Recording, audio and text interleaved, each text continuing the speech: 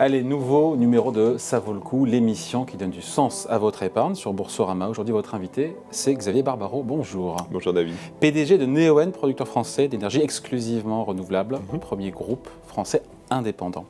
Vous êtes un acteur vert, évidemment, ça, par nature, c'est une évidence. On se dit que le développement durable, quelque part, fait partie intégrante de votre histoire, de votre ADN.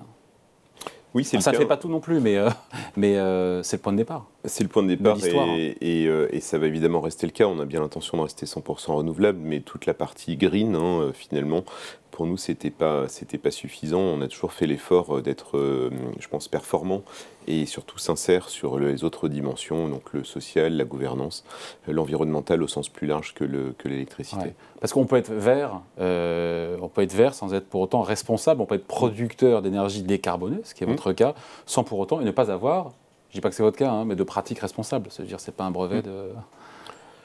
Non, et d'ailleurs, ça se voit dans nos notations. Alors, il y a un petit côté bons élèves chez Neoen, on aime bien les bonnes notes, mais c'est vrai que quand on regarde la notation de Neoen par rapport à d'autres acteurs du secteur, on est dans le premier sextile, c'est-à-dire qu'on fait mieux que 5 sociétés sur 6 dans notre propre secteur. Et pour autant, il fallait formuler une démarche RSE qui est arrivée en 2021. On se dit, pourquoi ils ont attendu ?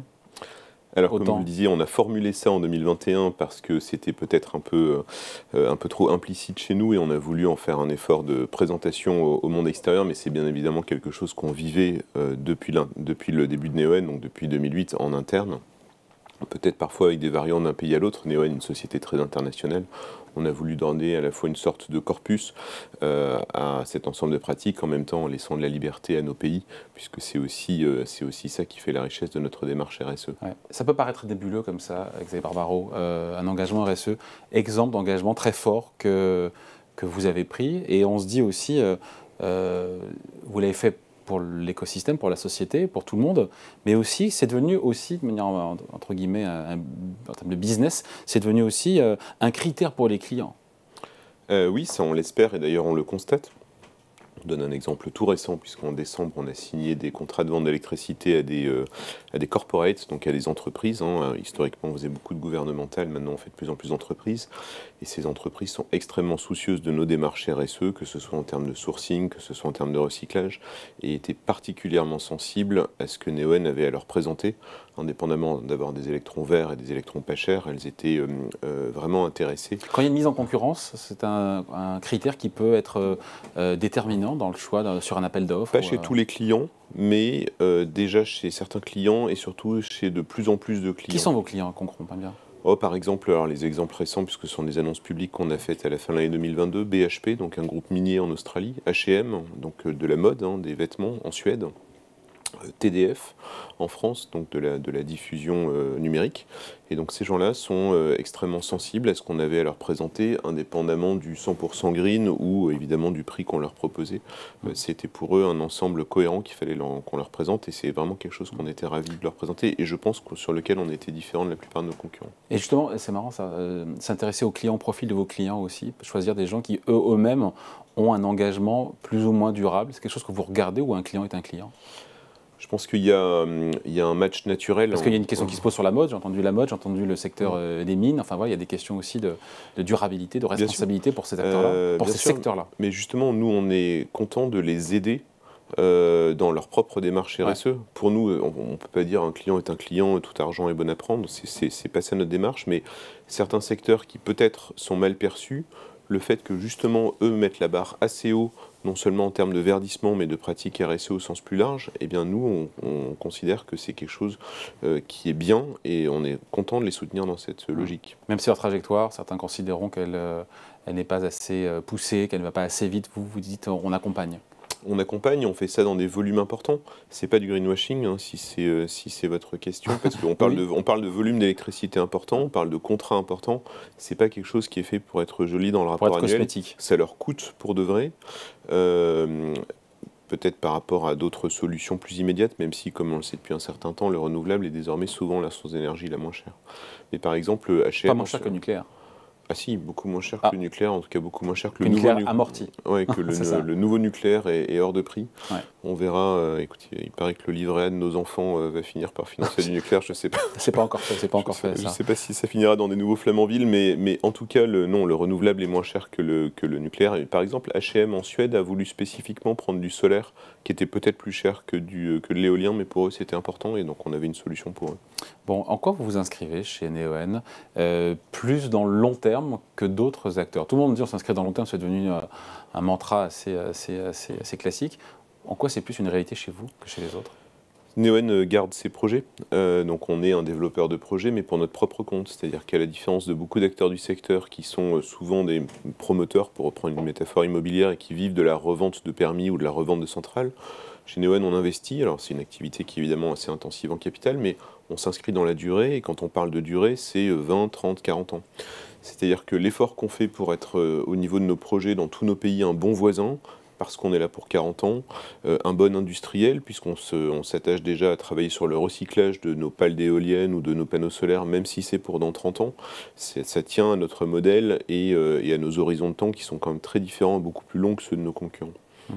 Un petit mot de l'intégrité, qui est une valeur fondamentale chez Neoen, mais là encore, beaucoup de boîtes pourraient prétendre aussi incarner cette valeur qui est évidemment forte. Comment ça se matérialise au quotidien? Parce que j'ai vu qu'il y avait une charte qui doit être signée par les collaborateurs, mais oui, si la charte n'est pas respectée, il y a des sanctions? Il y a évidemment des sanctions, ça n'a jamais eu lieu, donc je pense qu'on a bien fait notre travail d'avoir les bonnes personnes bien formées et bien sensibilisées. Donc on travaille nous dans un certain nombre de pays, y compris des pays qui ne sont pas faciles, peut-être parfois en Amérique latine, historiquement aussi dans le passé en Afrique, même si c'est pas un territoire d'avenir pour Neoen. On est extrêmement attentif à avoir des gens qui sont d'abord à la base bien choisis, bien recrutés, ensuite bien formés. C'est pas qu'une charte qu'on signe comme ça machinalement, ce sont des formations chaque année suivies par chaque personne. Et parfois, parfois même les meilleures intentions du monde, avec des gens un peu jeunes, puisque c'est quand même des caractéristiques de notre secteur, peuvent être mises à rude épreuve, et donc il faut qu'on donne aux gens des repères, des guides, des boussoles, des procédures. Et ça, c'est extrêmement important dans notre secteur, et on fait ça avec beaucoup d'attention. On voit sur les images la construction et la fabrication d'éoliennes. Il y a des sous-traitants, j'imagine. La charte, elle n'est pas signée par les sous-traitants, c'est juste les collaborateurs. Si, on reflète ça dans nos contrats. Ah, aussi. Alors après, on n'a pas un pouvoir de police, donc il faut d'abord être sûr qu'on a des gens qui eux-mêmes signent ça sincèrement et s'engagent dans ces démarches. Moi, je vais personnellement visiter la plupart de nos fournisseurs, y compris en Asie. Enfin, ce sont des choses qu'on fait aussi régulièrement que possible. On a par exemple en 2022, sur des clauses de recyclage, donc c'est une des démarches qu'on essaie d'imposer à nos sous-traitants. On a signé pour à peu près 1 gigawatt, donc en gros 1 milliard d'achats était assorti, 1 milliard d'euros d'achats était assorti de clauses de recyclage, alors que comme je vous le disais tout à l'heure, on parle d'horizon 30 ou 40 ans. Donc ce sont des choses qu'on prévoit bien en avance, mais on s'y met dès aujourd'hui. Ouais. Sur le recyclage, comment ça se passe? On voit donc les pales des éoliennes, on voit aussi, alors c'est pas du recyclage, on voit du ciment. Est-ce que sur le ciment, là aussi, il y a une notion de recyclage, d'émissions de CO2 et voilà, après, il y a aussi la question de quand vous restituez le terrain, je sais pas, au bout de X dizaines d'années, je sais pas comment ça fonctionne, et est-ce que vous le remettez en état ou pas? Comment, quid du recyclage? Enfin, il y a beaucoup de sujets, hein, je veux dire. Nous, on prend des engagements formels et financiers, des provisions pour permettre ce recyclage. On essaie d'abord de se sourcer avec du charbon, c'est-à-dire du ciment bas carbone, parce qu'il y a effectivement du carbone dans le ciment et donc dans le béton. C'est quoi du ciment bas carbone par rapport à du ciment? C'est des process industriels qui sont beaucoup moins énergivores et beaucoup moins utilisateurs de CO2 que ce qui se faisait historiquement. Donc ça, c'est une première... Dans des proportions importantes? Ah oui, on arrive en tout cas nos partenaires industriels arrivent à justement utiliser beaucoup moins de CO2 à la fois dans le ciment, dans l'acier aussi, puisqu'on utilise du coke, donc du charbon pour faire de l'acier. Donc tout ça, c'est aujourd'hui des choses qu'on essaie de traiter en amont, avant même de parler de recyclage, et qu'on essaie d'avoir des composants ou des matières premières aussi décarbonées que possible. On essaie ensuite de les faire bien construire pour qu'elles soient durables et qu'elles soient d'ailleurs en gros une fondation d'éoliennes puisse servir peut-être pour 1, pour 2, pour 3 éoliennes, donc en plus elles auront plusieurs vies. Et puis on s'engage aussi à les retirer in fine, donc en passant des provisions pour ça. Donc ça c'est pour l'éolien, pour le solaire ou pour les batteries, là aussi on travaille sur des solutions de recyclage, là il n'y a pas d'enjeu d'implantation physique dans le sol, ce sont des choses qui s'enlèvent facilement, mais là aussi on y travaille. Bon, en termes de diversité, de place des femmes dans la boîte, je voyais en 2022, 28% des postes de management sont occupés par des femmes. La parité, on n'y est pas, hein. Non, on n'y est pas, on y travaille. On essaie de faire mieux. C'est un objectif, c'est un cap que vous fixez, à quel horizon? Alors on essaie d'améliorer chaque année et comme on est relativement peu nombreux chez Neoen, les efforts ont vocation à se voir assez vite. Peut-être 800, c'est ça? Oh non, on est 400. 400, je vois 2 fois plus gros que vous n'êtes. Un peu moins de 400. Donc on a évidemment un objectif de féminisation qui est relativement bien atteint en France, par exemple, un pays dans lequel on est depuis longtemps. C'est plus difficile parfois dans certains pays qui n'ont pas du tout le même vivier de candidates féminines. Donc on travaille d'abord, nous, à élargir ce vivier. On travaille aussi évidemment en interne, indépendamment des 28 ou des 30 ou des 35%. On aimerait surtout que des femmes aient des carrières réussies chez Neoen. Donc on fait un effort pour que les jeunes mamans en particulier puissent avoir des carrières qui progressent. Ça, c'est aussi, indépendamment de ce qu'on peut mesurer, c'est du qualitatif qui est important pour nous et peut-être qui n'est pas communicable à l'extérieur, mais qu'on essaie de faire vivre. Quelle puissance, juste, je me pose la question, quelle puissance énergétique dont vous disposez en termes d'énergie renouvelable, d'éoliennes, de solaire, sur l'ensemble du globe? Aujourd'hui, c'est 6,6 gigawatts. Ouais. C'est les 2/3 d'ailleurs de notre plan en 2025. On va continuer à grandir, mais on est déjà en bon chemin. C'est l'équivalent d'un peu plus de 6 tranches nucléaires. Donc on parle déjà de choses massives qui ont un impact très positif pour nos clients, que ce soit des corporates, des utilities, des gouvernements, qui ont effectivement nécessité de la matière. Vous le disiez tout à l'heure, on consomme de l'acier, on consomme du béton, mais chaque tonne de CO2 investie, on va dire, permet ensuite d'économiser 40 tonnes de CO2 par rapport à d'autres moyens de production d'énergie classique. Donc même si on consomme, nous, des matières qui elles-mêmes contiennent du CO2, à la fin, il y a un effet extrêmement bénéfique, il y a un effet très puissant. Et on travaille de toute façon à réduire notre propre intensité carbone. Ça fait partie des métriques de rémunération, de communication extérieure, etc. On finit là-dessus. L'effet bénéfique aussi pour les riverains. On sait que les riverains, souvent, notamment pour les éoliennes, mais pas seulement, sont parfois souvent réticents. Comment est-ce qu'on partage aussi les bénéfices? Il y a les collaborateurs, bien sûr, mais avec les communautés, avec l'écosystème dans lequel vous vous implantez. Ça, c'est un enjeu très important pour nous. On est présent dans 15 pays, on a aujourd'hui 130 centrales, donc 130 communautés finalement avec lesquelles on interagit. On essaie d'abord d'avoir de l'emploi local pendant nos travaux, ensuite pendant la phase d'opération. On essaie ensuite de reverser, alors ça dépend des pays, mais une partie de nos bénéfices, que ce soit en soutenant des initiatives locales, sportives, d'éducation, d'irrigation, d'assainissement. Donc ça va parfois au-delà évidemment de notre mandat, on va dire, d'ordre énergétique. Mais c'est à la marge, encore une fois? Alors c'est à la marge, on parle de montants importants. Nous, on reverse par exemple au Salvador 3% de notre chiffre d'affaires. C'est beaucoup plus que ce que feraient, j'imagine, d'autres entreprises. Et ça a un impact extrêmement concret quand vous investissez 200 millions d'euros et que tout ça génère un chiffre d'affaires annuel d'à peu près 20 millions d'euros, on parle de montants extrêmement importants, surtout que ça s'étale sur 20, sur 30, sur 40 ans. Donc c'est un impact important, durable. Les communautés voisines de nos projets peuvent compter sur nous et ça, ce sont des choses qui sont reconnues, je pense, par nos investisseurs, par les gens qui nous suivent et évidemment en interne, les gens sont fiers du travail qu'on fait. Allez, merci pour cet entretien. Xavier Barbaro, le PDG de Neoen. Merci à vous. Merci beaucoup. Alors, faut-il ou pas en avoir en portefeuille? Réponse maintenant.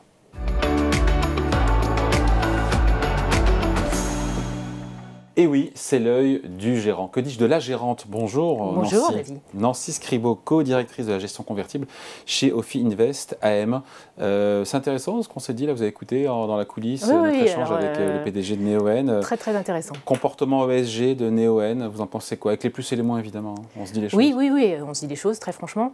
Chez Ophi Invest, donc, nous avons une étude sur les différentes sociétés et Neoen, qui est un acteur d'énergie renouvelable, donc indépendant, et bien évidemment plutôt bien noté chez nous. Alors pour différents critères, il y a beaucoup de choses qui ont été évoquées juste avant.